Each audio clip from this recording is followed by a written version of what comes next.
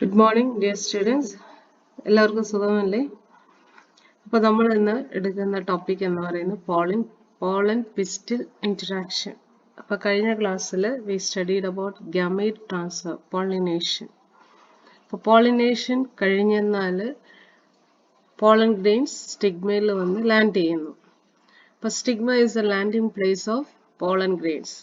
ഇപ്പോൾ pollen grains സ്റ്റിഗ്മയിൽ വന്ന് land ചെയ്തതിന് ശേഷം ഫെർട്ടിലൈസേഷൻ നടക്കുന്നതിന് വരെയുള്ള പ്രോസസ്സിനെയാണ് പോളൻ പിസ്റ്റൽ ഇൻട്രാക്ഷൻ എന്ന് പറയുക. അപ്പോൾ ഇന്ന് നമ്മൾ ക്ലാസ്സിൽ ഡീൽ ചെയ്യുന്നത് അബൌട്ട് പോളൻ പിസ്റ്റൽ ഇൻട്രാക്ഷൻ. നമുക്ക് നോക്കാം എന്താണ് പോളൻ പിസ്റ്റൽ ഇൻട്രാക്ഷൻ.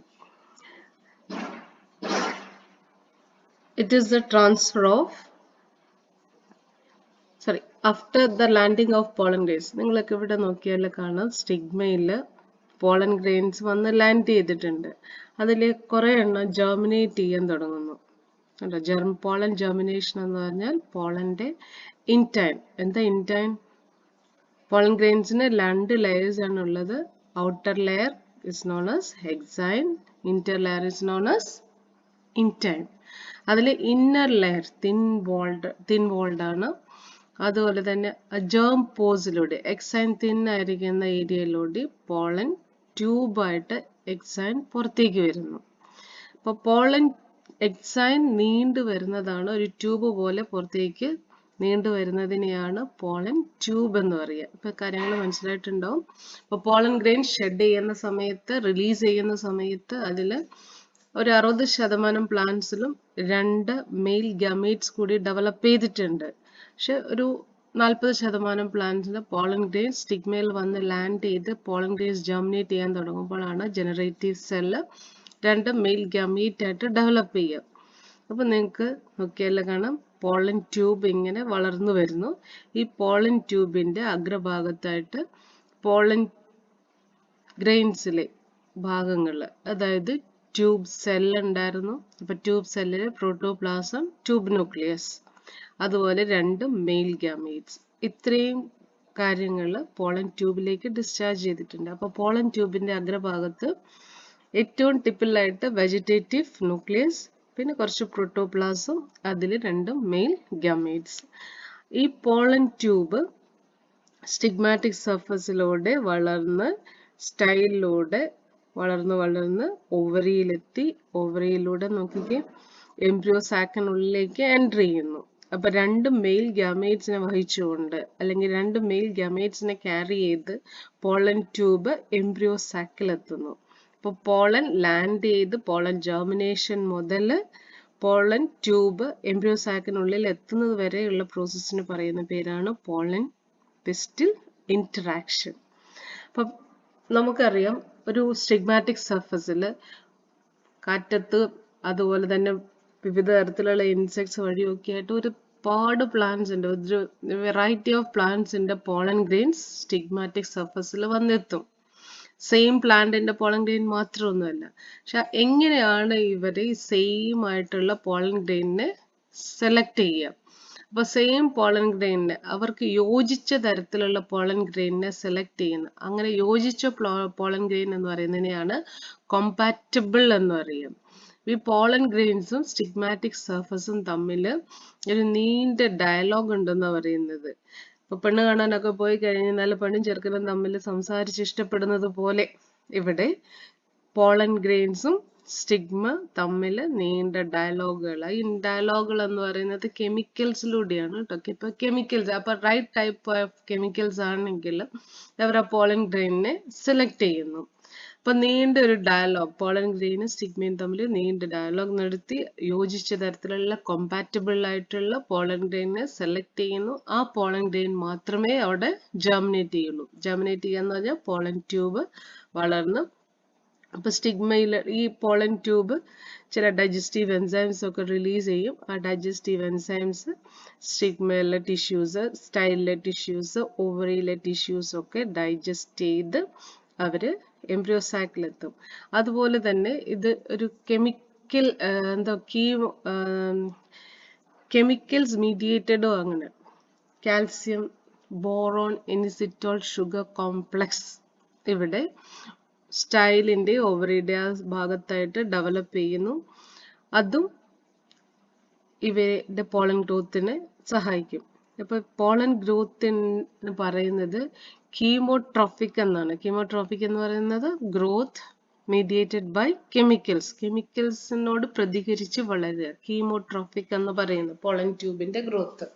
അപ്പൊ അങ്ങനെ പോളൻ ട്യൂബ് എംബ്രിയോ സാക്കിലെത്തി എംബ്രിയോ സാക്കിനുള്ളിൽ 2 മെയിൽ ഗ്യാമേറ്റ്സിനെ റിലീസ് ചെയ്യുന്നു. ഇത്രയുള്ള പ്രോസസ്സിന് പറയുന്നത് പോളൻ പിസ്റ്റൽ ഇന്ററാക്ഷൻ. അപ്പൊ നിങ്ങൾക്ക് നോട്ട് എഴുതാനുള്ളത് pistil accepts pollen, formation of pollen tube reaches ovary, pollen tube move into pollen grains move into pollen tube. Pollen grains move എന്ന് പറയുന്നത് അതിലെ ഗാമീറ്റ്സും അതിനുള്ളിലുള്ള പ്രോട്ടോപ്ലാസും ഒക്കെ pollen ട്യൂബിലേക്ക് മാറ്റുന്നു. Pollen tube enters ovule through micropyle. Pollen tube enters a synergid through filiform apparatus. Fertilization occurs. അപ്പോൾ filiform അപ്പാരറ്റസിലൂടെയാണ് സൈനർജിഡ്സിലെ filiform അപ്പാരറ്റസിലൂടെയാണ് pollen tube embryo സാക്കിലേക്ക് എത്തുന്നത്. ഫിലിഫോമിന്റെ സ്ട്രക്ചർ കാര്യങ്ങൾ നമ്മൾ പഠിച്ചതാണ്. സൈനർജിഡ്സിന്റെ ബേസൽ ഭാഗത്ത് ഇങ്ങനെ ഫിംഗേഴ്സ് പോലെ തള്ളി നിൽക്കുന്ന പ്രൊജക്ഷൻസിനെയാണ് ഫിലിഫോം അപ്പാരറ്റസ് എന്ന് പറയുന്നത്. ഫിലിഫോം അപ്പാരറ്റസിന്റെ function guide pollen tube into embryo sac. അപ്പൊ ഇപ്പൊ എംബ്രിയോ സാക്കിനുള്ളിൽ 2 മെയിൽ ഗ്യാമേറ്റ്സ് എത്തിച്ചേർന്നു. നമുക്കൊന്നും കൂടി നോക്കാം. പോളൻ ട്യൂബ്, പോളൻ ഗ്രെയിൻ സ്റ്റിഗ്മയിൽ ലാൻഡ് ചെയ്തു. പോളൻ ട്യൂബ് ഡെവലപ്പ് ചെയ്യുന്നു. പോളൻ ട്യൂബിൽ അഗ്രഭാഗത്തായിട്ട് 2 മെയിൽ ഗ്യാമേറ്റ്സും കുറച്ച് പ്രോട്ടോപ്ലാസും ട്യൂബ് ന്യൂക്ലിയസും ഉണ്ട്. ഇത് പോളൻ ട്യൂബ് റിലീസ് ചെയ്യുന്ന ഡൈജസ്റ്റീവ് എൻസൈംസ്, സ്റ്റൈൽ, സ്റ്റിഗ്മ, അതുപോലെ ഓവറി ഒക്കെ ഡൈജസ്റ്റ് ചെയ്ത് ടിഷ്യൂസ്, അതിലെ ടിഷ്യൂസ് ഡൈജസ്റ്റ് ചെയ്ത് എംബ്രിയോ സാക്കിൽ എത്തുന്നു. ഇതിനെയാണ് പോളൻ പിസ്റ്റൽ ഇന്ററാക്ഷൻ എന്ന് പറയുക.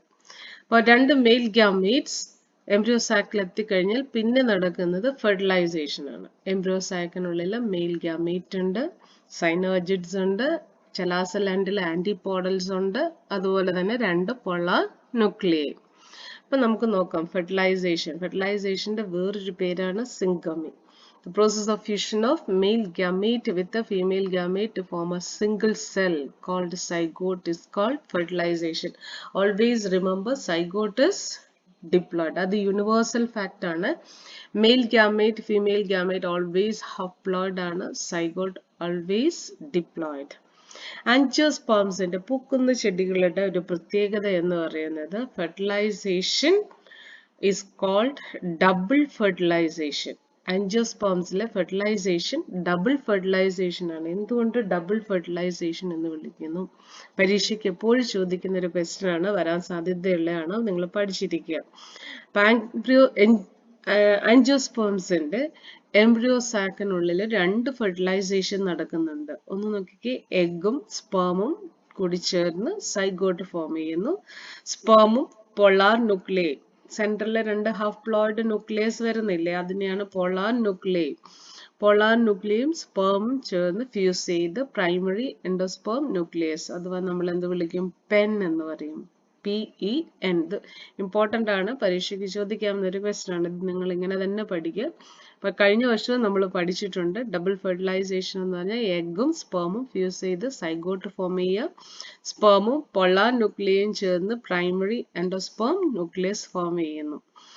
ഇതിനെയാണ് ഡബിൾ ഫെർട്ടിലൈസേഷൻ. ഇതിൽ സൈഗോട്ട് ഡിപ്ലോയിഡ് ആണ്, primary endosperm nucleus pen triploid ആണ്, ഓർത്തിരിക്കുക കേട്ടോ. ജിംനോസ്പേംസിലാണെങ്കിൽ എൻഡോസ്പേം എന്ന് പറയുന്നത് ഓൾവേസ് ഹഫ്പ്ലോയിഡ് ആണ്. ഇവിടെ ആണെങ്കിൽ നോക്കിയാൽ എൻഡോസ്പേം ആണ് ഗാമറ്റോഫൈറ്റും ജിംനോസ്പേംസിൽ. ഇവിടെ എൻഡോസ്പേമിന് വേറൊരു ഫംഗ്ഷൻ ആണുള്ളത്, എന്താണെന്ന് നമുക്ക് നോക്കാം. Primary endosperm nucleus is triploid in angiosperms. Always remember it is triploid in angiosperms. പിന്നെ വേറൊരു ടേം കൂടി പഠിക്കാനുണ്ട്, triple fusion. Primary endosperm nucleus form ചെയ്യുന്നത് 3 ഹഫ്പ്ലോയിഡ് ന്യൂക്ലിയസ് ഫ്യൂസ് ചെയ്തിട്ടാണ്, സ്പേമും 2 പോളാർ ന്യൂക്ലിയൈ. അപ്പൊ 3 ഹഫ്പ്ലോയിഡ് ന്യൂക്ലിയസ് ചേർന്നാണ് പ്രൈമറി എൻഡോസ്പേം ന്യൂക്ലിയസ് ഫോം ചെയ്യുന്നത്. അതുകൊണ്ട് ഈ ഫ്യൂഷന് പറയുന്നത് ട്രിപ്പിൾ ഫ്യൂഷൻ എന്നാണ്. അപ്പൊ ഇനി നമുക്ക് പഠിക്കാനുള്ള പോർഷൻസ് എന്ന് പറയുന്നത്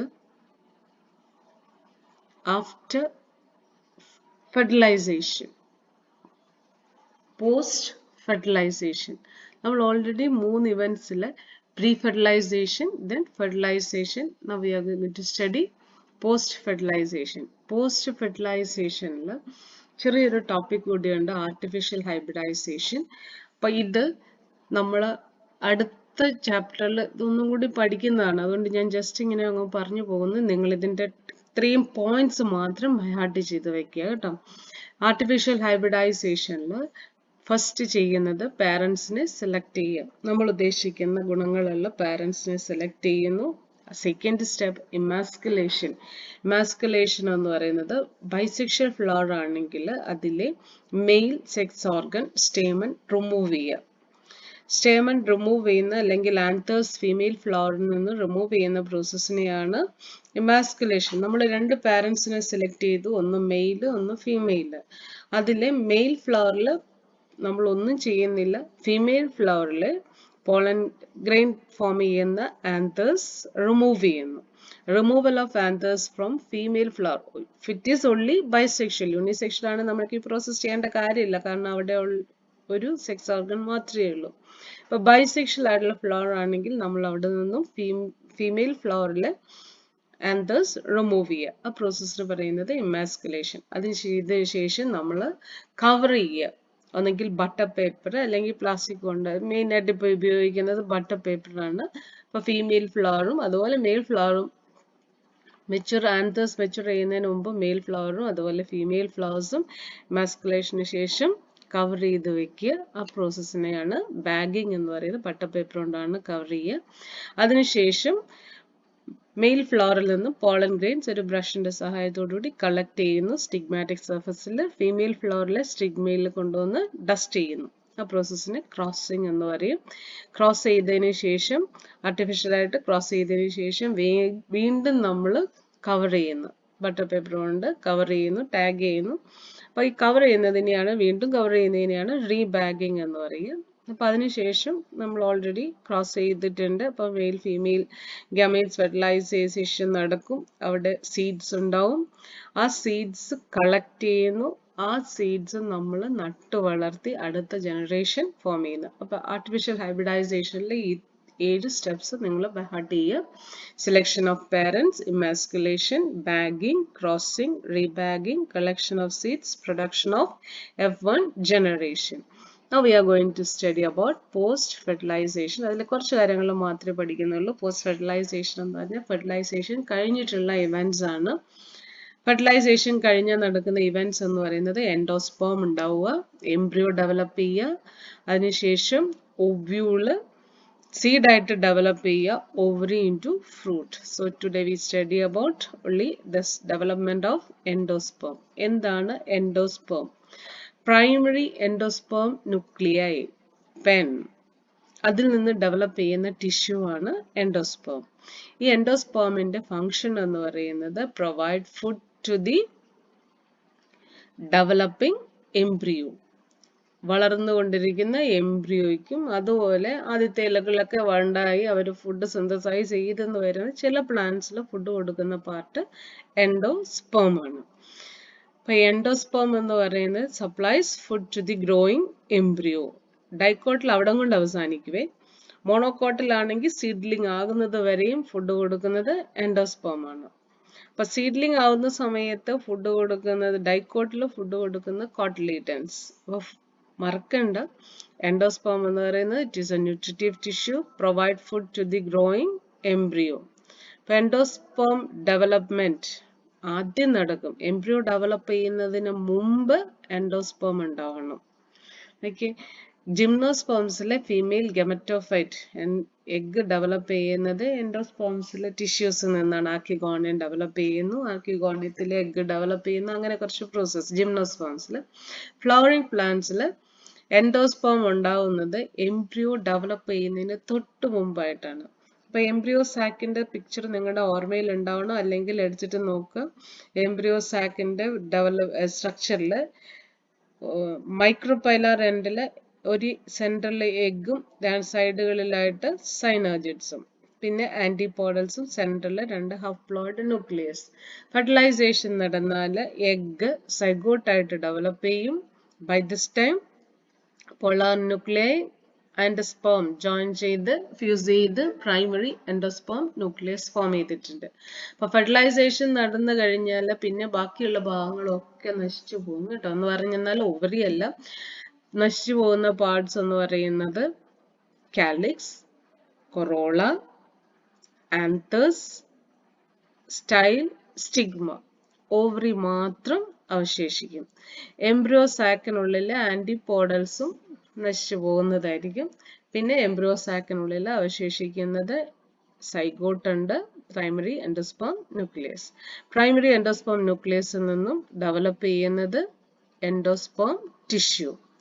അപ്പൊ ഈ എൻഡോസ്പേം ടിഷ്യൂസിലെ മെയിൽ ഗാമേറ്റിന്റെ ജീൻസിന്റെ കുറെ എഫക്റ്റ് ഉണ്ട്. ഈ പ്രോസസ്സിന് പറയുന്നത് സീനിയ എന്നാണ് കേട്ടോ. ഇവിടെ ഉണ്ട്, നിങ്ങളത് നോട്ട് ചെയ്യുക. ഇനി നമുക്ക് എൻഡോസ്പേം അങ്ങനെ ഡെവലപ്പ് ചെയ്യുന്നു നോക്കാം. എൻഡോസ്പേം ഡെവലപ്പ് ചെയ്യുന്നത് ഫ്രീ ന്യൂക്ലിയർ എൻഡോസ്പേം ഡെവലപ്മെന്റ് ആണ്. ഇതിന് പറയുന്നത് ഫ്രീ ന്യൂക്ലിയർ എൻഡോസ്പേം ഡെവലപ്മെന്റ്.